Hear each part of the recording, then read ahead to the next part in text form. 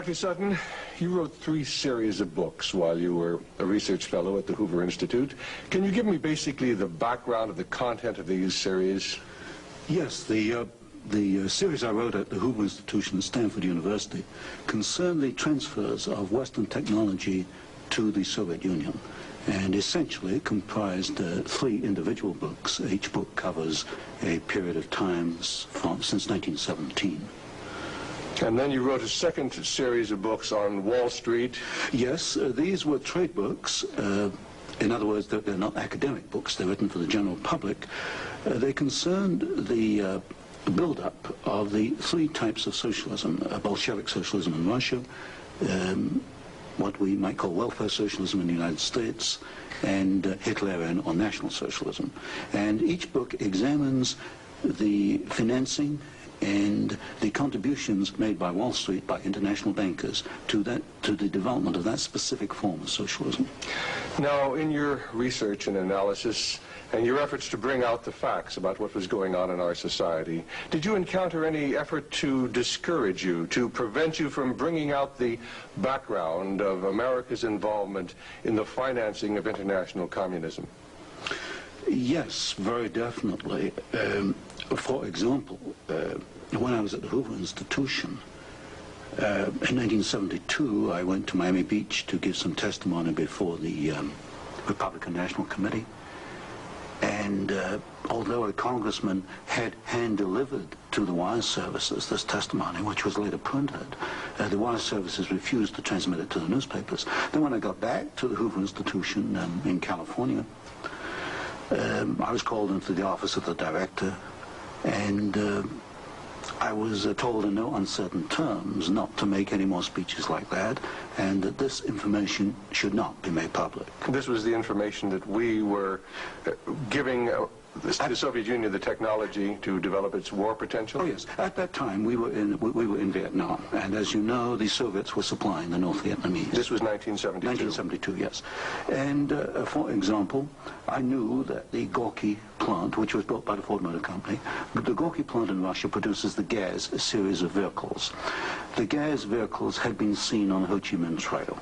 We were supplying equipment to the Gorky plant in the middle of the Vietnamese War, and these trucks were being used to carry ammunition supplies, which were killing Americans. I thought this was morally wrong, and I said so at Miami Beach and at the Hoover Institution. And it was this type of information that was suppressed.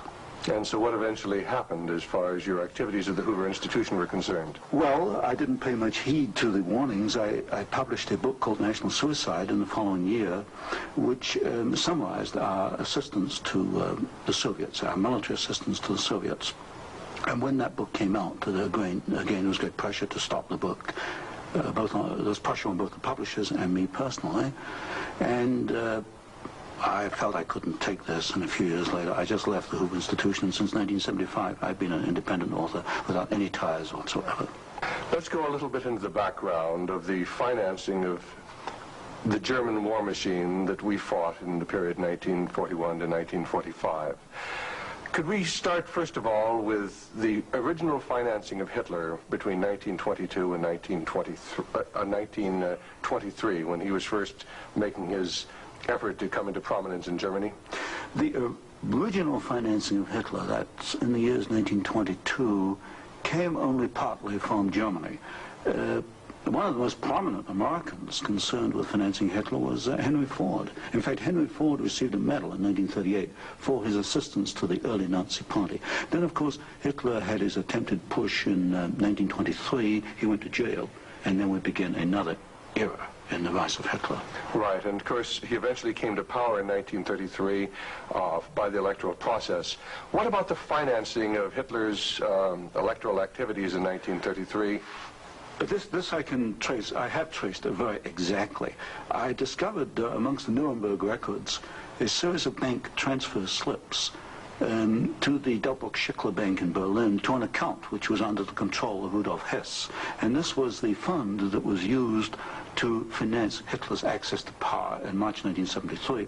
And amongst the corporations that transferred money to Hitler, I find not only R.G. Farben, which is quite widely known, but also German General Electric, AEG, which is under the control of General Electric in the United States, or was at that time, and companies like Osram and... Now, what was the tie-in between Osram and General Electric? The tie-in was a share tie-in.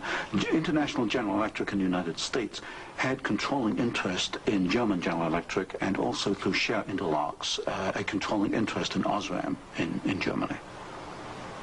So then we have Ford and we have General Electric helping to finance Adolf Hitler's rise to power. Were any other large American corporations involved? Very definitely. Standard Oil, through its technical association with I.G. Farben, for example, Germany could not have gone to war in 1939 without tetraethyl. You need tetraethyl to raise the octane value of aviation gasoline. Germany had no means of doing that. This was developed in the ethyl laboratories in the United States and transferred to the Germans. Standard Oil came up with the hydrogenation idea, which was very essential for Germany in the 1930s, because to raise the quality of its gasoline for aviation purposes. This was transferred to the Nazis. And ITT, for example, International Telephone and Telegraph, was very intimately associated with the Nazis through Dr. Schroeder, who was head of the ITT subsidiaries in Germany. And ITT controlled companies which made not only electrical instruments, but also the Focke-Wulf plant, which made airplanes, fighter airplanes. So what you're suggesting then is that American corporations were helping to finance the German industry that was building up the war potential? American corporations, only a few, not many, financed Hitler through their subsidiaries. They transferred technology. They transferred material assistance, for example, stocks of tetraethyl before the Germans could manufacture it under the joint manufacturing agreement with the United States. And also they financed this. For example, Standard Oil financed in 1933 the development of the gasoline industry in Germany, which was needed to fight World War II. And that's a very interesting point. Could you go a little bit into the background of where Germany got its oil to fight the Second World War? Because certainly Germany doesn't have oil resources. Germany does not have oil resources, that's true. It used in World War II synthetic oil, which it got from coal. And the basic technical processes for the development of oil from coal came from the United States, from essentially from the Standard Oil laboratories, which had this technical assistance agreement with I.G. Farben. And of course I.G. Farben contributed something like 60% of the explosives needed by the German Wehrmacht, probably about 40–50% of the gasoline needed by the Wehrmacht and by the German Air Force, the Luftwaffe. And was there a definite interlock between I.G. Farben and Standard Oil?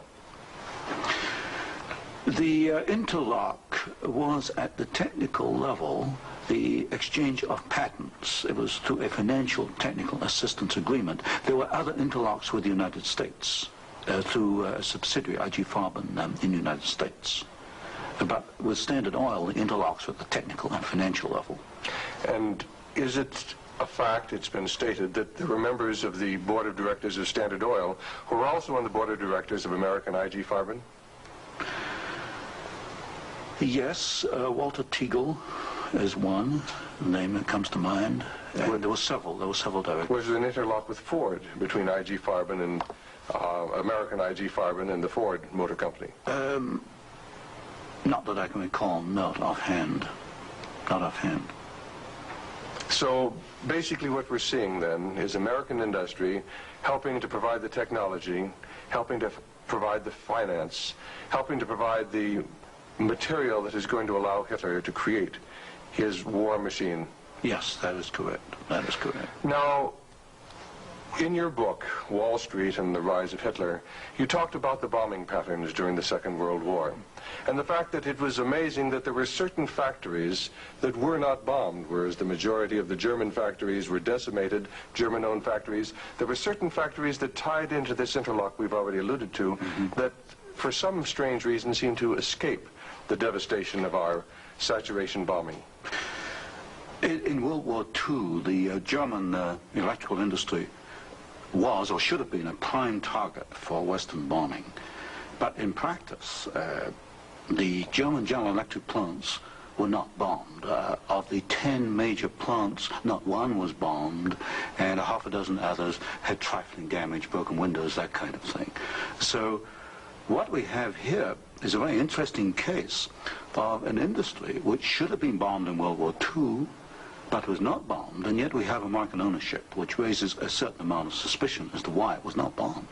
But as far as the German-owned electrical companies, did they undergo a rather heavy bombing? I took a look at that. The Siemens plant, for example, they were bombed. There's no question. But the industry was not targeted as a general target. So Siemens, for example, was not bombed as heavily as, say, tank plants or aviation plants, that kind of thing. You mentioned the Ford plant in Cologne. Was this a prime military target? The Ford plant in Cologne should have been a prime military target. For example, the British Air Force, the Royal Air Force, did bomb the Ford plant at Poissy in France. But the Ford plant in Cologne, which was by far the largest Ford plant in Germany, was not bombed in World War II. But did our military planners intend to bomb it? In other words, was it on the aiming report? Well, I did look at the aiming reports for the plants in Cologne. Ford was known about. They knew that it was producing equipment for the Wehrmacht. But it was not bombed. It was scheduled as a target, but it was not bombed. So somewhere along the line, as far as the planning was concerned, the name of the Ford motor plant in Cologne was deleted, and yet the city of Cologne itself was totally decimated. The city of Cologne was decimated, as of course many other cities in Germany were decimated. But somewhere along the line, something happened. I suspect it was in the aiming committees, and without question, orders were sent out not to bomb certain targets, even though these were prime military targets. And that's rather reminiscent of some of the orders that went out during the Korean War, some of the orders that went out during the Vietnamese War to leave specific targets within the enemy's domain untouched by our strategic bombing. I understand that was so, although I've not investigated it. Now, in your book, Wall Street and the Rise of Hitler, there was one very interesting section about a special fund that Heinrich Himmler had, and the funneling of money from German corporations into this fund, even up into the years 1943 and 1944. And many of these corporations had strong ties into the American corporations, into the American parent corporations. Could you tell us a little bit about the Kepler Fund? The Kepler Fund was also known as the Konto S Fund. It was what we might call Heinrich Himmler's personal slush fund. He used it for his own personal projects. And what amazed me was both in 1933 and in 1944, the 2 years for which I examined the records, over half the funds came from American corporations. For example, in 1933, ITT, Standard Oil, General Electric, and possibly Osram were contributors. Even in 1944, in the middle of World War II, we find that ITT was funneling funds to Heinrich Himmler's fund through Schroeder, who was the chairman of the ITT subsidiaries in Germany. We also find that Depag, the Standard Oil subsidiary in Germany, was financing Heinrich Himmler, and this was in the middle of World War II. Now, were these facts ever brought out at the Nuremberg hearings? They were never brought out at the Nuremberg hearings, although the documents do exist within the files, within the records. They have not been published, as far as I know. And you actually had access to these records? Yes, there's some 400 tons of these records available, and many of them were at the Hoover Institution, or copies were at the Hoover Institution, and that's where I found the original documentation. I think it's a tragic part of our history when the American public doesn't realize the interplay then between great American corporations and the financing, the funding of the Nazi movement. Now, I wanted to talk just a little bit about the Nuremberg trials, because at the Nuremberg trials, the Nazis, the Nazi war criminals, the Nazi generals were held specifically guilty for what transpired. Were there any Americans involved? Were any Americans indicted? Were any Americans convicted as far as the financing of the Nazi war movement? Very definitely not. I looked at the criteria for what we might call war crimes under the Nuremberg tribunal. And there's no question in my mind that certain Americans well fitted the criteria which required indictment and trial, but no Americans were ever brought to trial. Do you think there was any conscious effort to conceal this fact, both from the Nuremberg War Tribunal and from the American public? Well, it was a conscious effort in the fact that these businessmen were very prominent in stating in 1946 that they had no knowledge of what Hitler was doing, and yet they were intimately involved with the build-up with Hitler. I suspect that this was not published in the media at the time, although I've not checked that. But certainly the role of American corporations and American businessmen in aiding Hitler has not been published. Now, what about the actual financing? What about the loans from large American banks, from large British banks, to Hitler's government in that period between 1933 and 1939, when Hitler was preparing for war? Well, you've got to go back a little earlier and look at what are known as the Young loans, which were very important because I think they brought about the economic collapse of Germany in 1933. That was the Young plan. This was Owen Young, who was, of course, chairman of General Electric. Here we got a man who actually made the loans as an officer of the United States government, which brought about the collapse of Germany in 1933, enabling Hitler to take over.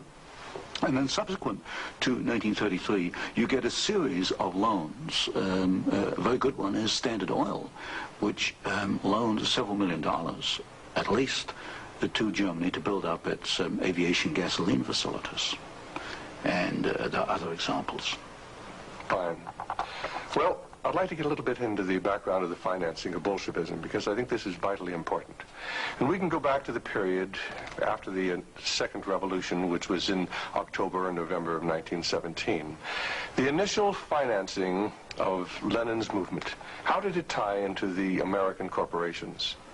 Was there any American involvement in that period between 1917 and 1918, when Bolshevism was just beginning to get a foothold in Russia? Yes, there were several incidents. The most important is one involving Colonel William Boyce Thompson, who was the largest shareholder in the Chase Bank, which of course today is Chase Manhattan Bank. And I published in one of my books a copy of a cablegram which transferred funds from New York to Petrograd in December 1917, $1 million to be precise. And Colonel Thompson made the statement later that this $1 million was given to the Bolsheviks to consolidate. They had just begun to take over Russia. They only controlled Moscow and Petrograd at that time, to aid the control that the Bolsheviks were extending in Russia. This is a very clear case. $1 million, American funds transferred through an American Wall Street intermediary to the Bolsheviks. And didn't you publish that document here in Wall Street and the Rise of Bolshevism? I published two statements. One is a copy of the cablegram, and the other is a copy of the news clip of the statement made by Colonel Thompson at that time that he had made this contribution. Now, why would an American capitalist, an American financier, help to aid Bolshevism? The only answer, and of course this puzzled me for years, you know, why? Why? Because we understand there to be an opposition. And the only answer I can come to is one of captive markets. The United States did not want another United States in the world. And of course, if you look at the world map, Russia is 2 or 3 times larger than the United States. Imagine this as another United States, as another competitor to the United States. What the United States wanted, or Wall Street wanted, was a captive market. And of course, socialism is a captive market because my earlier studies at Stanford University have brought out the fact that a socialist system cannot innovate. It's got to import innovation and technology from the West. And so I think the aim behind this was to encourage the development of Marxism and other types of socialism, because this would give these Wall Street bankers control of a world market, a captive market.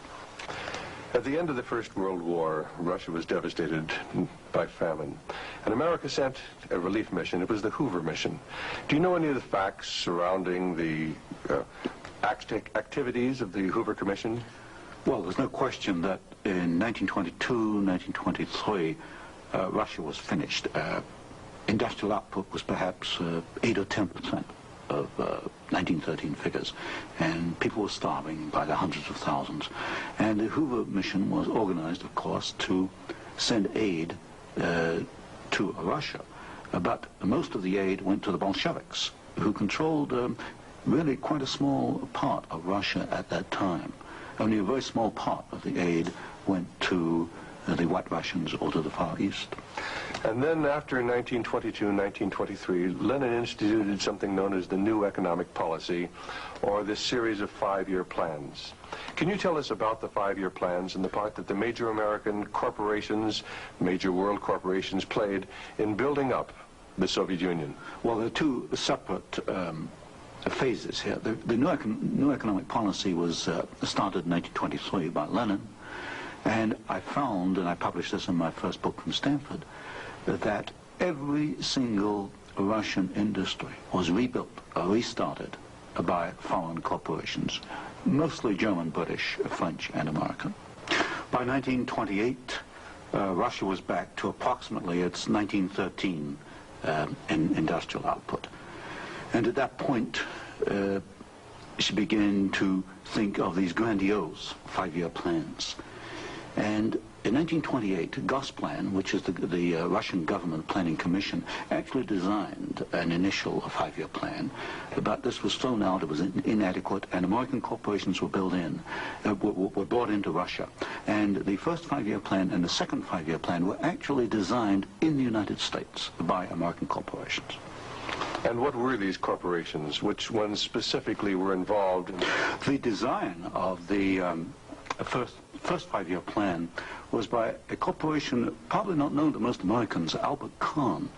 But Albert Kahn was the foremost industrial architect in the United States. And Albert Kahn laid out the basics of the first 5-year plan for the Soviets. And then we find, again, the same corporations involved with the construction of the plants. International General Electric, certainly, DuPont, Ford Motor, Hercules Motor, Curtiss-Wright in aircraft engines, and even some corporations which today were forgotten about, like Vultee and Chance Vought. These were aircraft manufacturers at that time. And so American corporations came in and they built the first 5-year plan. But what was important, the Soviets then copied these plans, and this accounts for the tremendous Russian output. They took this initial equipment and they multiplied it, they copied it by the hundred. Now, how about Ford Motor Company? Did they play a part in the building up of the Soviet potential? Very definitely. Ford Motor Company built the Gorky plant, and the Gorky plant produces the GAZ series of vehicles, that's G-A-Z, and these are trucks, and there's some automobiles. And right from the early 1930s, you find that the GAZ plant has had military potential, and Ford knew that when it went in and built the Gorky plant. And we know it because I found statements to this effect within the State Department files. Sometimes we hear the name Averell Harriman. Did he play a part in building up the Soviet technology? Very definitely. In fact, Averell Harriman came out of the Soviet Union financially at a profit. He took over the Georgian manganese concession in the early 1920s. Got this back on his feet for the Soviets, and manganese became a prime export for the Soviets, and so they were able to sell this abroad, get foreign exchange, which financed their industrialization. And then they bought out Harriman about 1929, and Averell Harriman received as compensation $1 million more than he put in the first place. How about Armand Hammer of Occidental Petroleum? Armand Hammer is a very interesting example. Armand Hammer received the first foreign concession in 1922. In asbestos in the Ural Mountains. And he also conducted for the Soviets a number of other enterprises, right down to pens and pencil manufacturing, for example. But Armand Hammer is interesting because his father, although Armand Hammer today is chairman of Occidental Petroleum Corporation, his father was Julius Hammer, who in 1919 was Secretary General of the Communist Party USA, which emphasizes the argument I make throughout my books, that at the top level, there's no difference between your top communists and your top capitalists. They interlink. You've got Armand Hammer, chairman of Occidental Petroleum. His father was Secretary of the Communist Party USA in 1919. So it's basically a power grab. It's a power grab, an international power grab. Now, during the Second World War, why, Russia was pretty well decimated once again by German forces. What part did the American Lend-Lease program play in building up Russia's industrial capacity after the Second World War? Well, Lend-Lease built up Russia's capacity, it modernized it, and expanded it during World War II. And there was some continuation all the way through perhaps to 1948, 1949. There was a program after Lend-Lease, which was supposed to be restricted to foodstuffs and industrial materials, but in effect, I checked the records in the warehouses in Suitland, Maryland, I find that even after World War II, and this was against the intent of Congress, I suspect, there was a massive transfer of the latest industrial equipment to the Soviet Union under the so-called Lend-Lease program. Now, in 1948, there was a fascinating book came out by Major Racy Jordan, in which he talked about American aid to the communists as far as their ability to build nuclear weapons. Did you ever have an opportunity of verifying the facts that we had given them the heavy water, we'd given them the wherewithal to build their atomic weapons? Well, as part of the work I was doing at Stanford, I did investigate the shipping documents for Lend-Lease, and I took a sample of these documents and I checked them against Major Jordan. And broadly, Major Jordan was correct within, say, about 5%.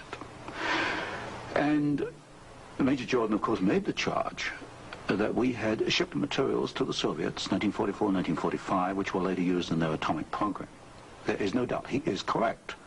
We shipped heavy water, which is essential, but we shipped other items which are perhaps less obvious to the layman. We shipped, for example, aluminum tubes, and aluminum tubes are essential for atomic energy development. We shipped graphite, and graphite is another essential component. So generally, as far as I could check, and I checked the original government Lend-Lease document, General Major Jordan was correct. Now, as the years have gone by, of course, we see a growing Soviet nuclear threat. The Soviets now have MIRV missiles. Mm-hmm. Can you give a little of the background on how the Soviet Union, which really didn't have the technology to develop those MIRV missiles that threaten our cities today, how were they able to develop the MIRV capacity? Well, you've got to go back and look at how the Russians were able to develop a rocket, space technology anyway.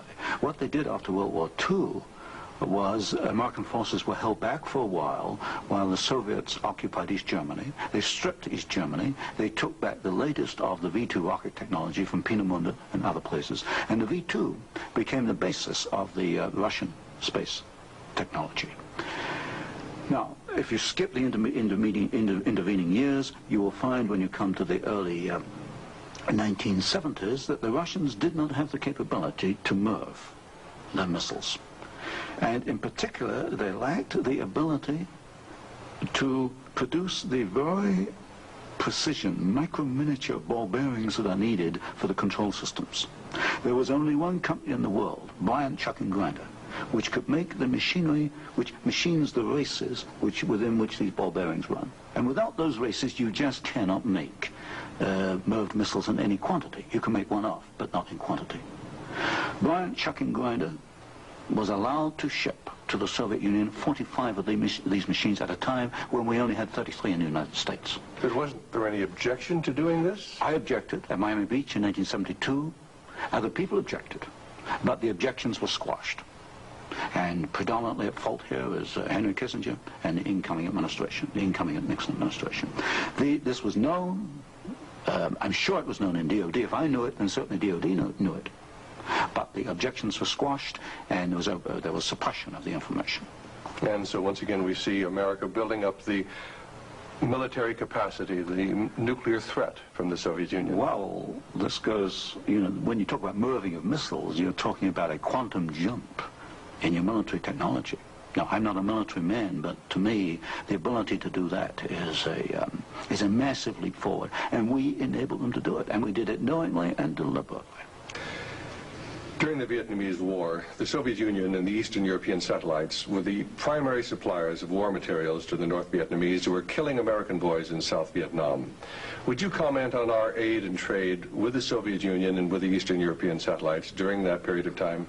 Well, there's no question that the Soviets were the prime suppliers of military equipment and suppliers to the North Vietnamese. Let me give you an example.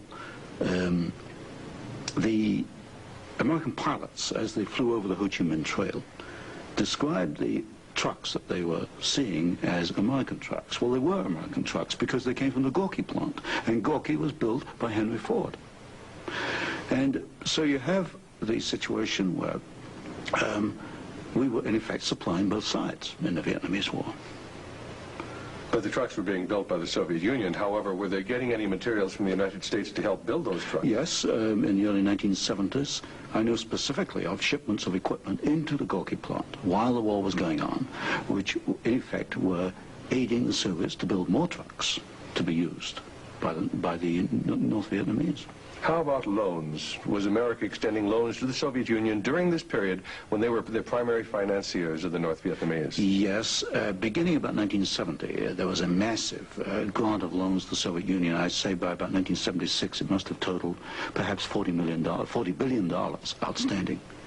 And so this, of course, these loans were used to enable the Soviet Union to purchase industrial equipment in the United States, and this industrial equipment was used to manufacture, in part, military supplies which were used against us in Vietnam.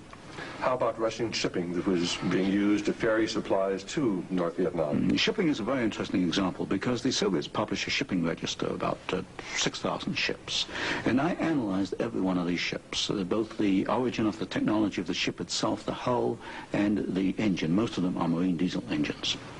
And I find that 60% of the Soviet merchant marine, which of course has military usefulness, 60% was built aboard. Only 40% in the Soviet Union, and that largely to Western design. But when you come to marine diesel engines, you find something really fascinating. You find that 80% of the marine diesel engines in Soviet merchant ships are Western engines, Burmeister and Wain of Copenhagen, Sulzer of Switzerland, Fiat of Italy, because that name has come up before. But the other 20% of marine diesel engines built in the Soviet Union are built to Western design under technical assistance contracts from Sulzer and Burmeister and Wain. So in effect, there could be no Soviet merchant marine without assistance from the West. How about the building of the Kama River plant? Kama River was built in the late 1960s, early 1970s. The basic design contract was let to the Italian firm of Fiat. Giovanni Agnelli is the chairman of the board.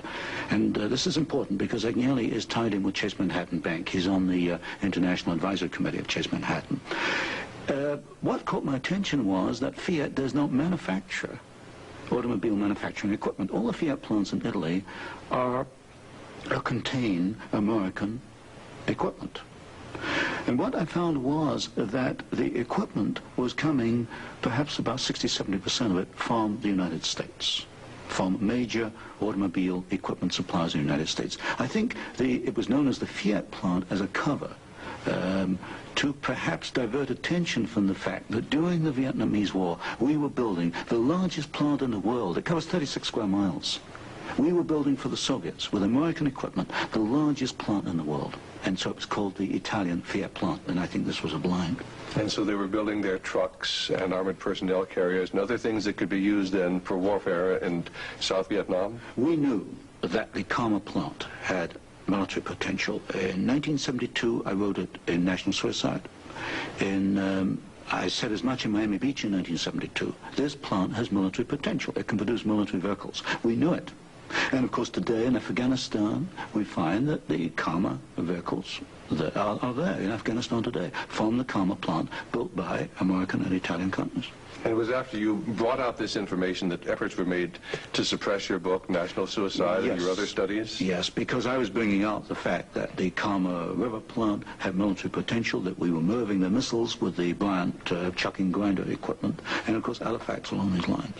And what sort of pressure was brought to bear upon you? What sort of pressure was brought to bear upon the publisher of your book, National Suicide?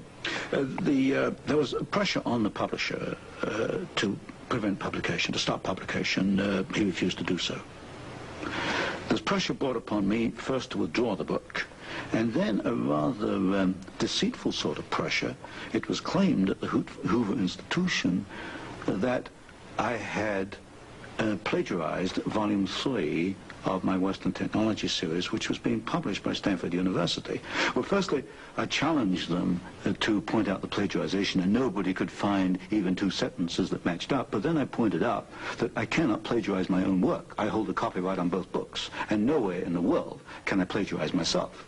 That's a logical impossibility. And then gradually it built up over the following years that my research was perhaps going a little out of what was perhaps required or welcome would be a better word, and it should be confined within more narrow boundaries. And at that point in 1975 I left the Hoover Institution, and since then I've become an independent author, and I can publish what I want to publish. Do you know of any other instances where efforts were made to suppress publication of books through the Hoover Institute? I know one example, one I was personally aware of, and that was Julius Epstein's book on Operation Keyhole, which is a very important book on the treatment of Russian prisoners of war in Germany after World War II. This book was in manuscript for several years, and he was not allowed to publish it. I heard that firsthand from Julius. Right, and eventually it was, of course, brought out. It was at a later point. Now, another example I can give is my own Western Technology series. The third volume of that was held in galleys for 1 year. Now, it costs a lot of money to hold a book in galleys, because when a book is in galleys, you want to get it out on the market to start recouping your investment. That book was held in galleys for 1 year because it was not politically wise or acceptable to publish it at that time, even though it was an academic book. Now, you've done some fascinating studies on the Trilateral Commission. Can you tell us about the Trilateral Commission? The Trilateral Commission is a private organization founded by David Rockefeller in 1973. It was essentially financed by Rockefeller and some of the foundations, Kettering Foundation, Danforth Foundation, Ford Foundation. Ford Foundation was a very major contributor. And the stated objective is to encourage discussion amongst what they call the trilateral regions. I should point out that of the 300 members, 1/3 come from the United States, 1/3 from Japan, and 1/3 from Europe. But in effect, I find that the actions of the Trilateral Commission are very much self-interested on the part of the international banking community in New York.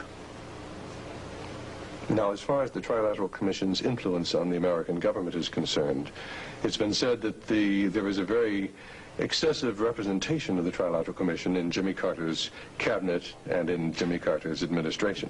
Well, excessive is rather an understatement. I think there's some 200 million people in the United States. There are only 77 trilateral members who are American. Out of that 77, I counted no fewer than 18 trilateralists. That's about 1/3 of the American trilateral contingent turns up in the Carter administration. Mr. Carter himself was a trilateral, Mr. Mondale, Mr. Brown, Mr. Vance, Mr. Blumenthal, Mr. Brown, Secretary of Defense. In other words, they occupy all the senior cabinet and sub-cabinet posts. In fact, there's some key committees, intelligence and defense committees, which are only comprised of trilaterals. So here you've got 77 Americans selected by one man, David Rockefeller, who's chairman of Chase Manhattan Bank. And we find that they turn up in the key controlling positions in Washington under the Carter administration. And would this suggest to you that perhaps we do not select the government, that it is selected by these people who work behind the scenes? You can come to no other conclusion. If you look today at who's running for office, you find Mr. Bush is a trilateral, you find Mr. Anderson is a trilateral, Mr. Carter's a trilateral. We find articles appearing in Newsweek magazine, Time magazine, U.S. News and World Report, many of the major media telling us there's really nothing to be concerned about from the Trilateral Commission. Is there any interlock between the Trilateral Commission and the major media in the United States? Yes, there is an interlock, particularly in the news media. For example, the Chicago Sun-Times, the executive editor there, James Hoagie, is a trilateral. You'll find Saul Linowitz is a director of Time magazine. And I think, yes, Henry Schacht is a director of CBS. So there very definitely is an interlock between the trilaterals and the media. And perhaps this is the reason, then, that they rather play down the influence of the Trilateral Commission on contemporary American government. Yes, I had a computer survey made of all articles that have been printed on the Trilateral Commission since 1973. I could find worldwide only 73 articles. Now, what's the relationship between the Trilateral Commission and the Council on Foreign Relations? Well, of course, the Council on Foreign Relations is a much older organization founded in 1920. I did a study in which I compared trilaterals with or without membership in the CFR, Council on Foreign Relations. I find there's something over 50% overlap.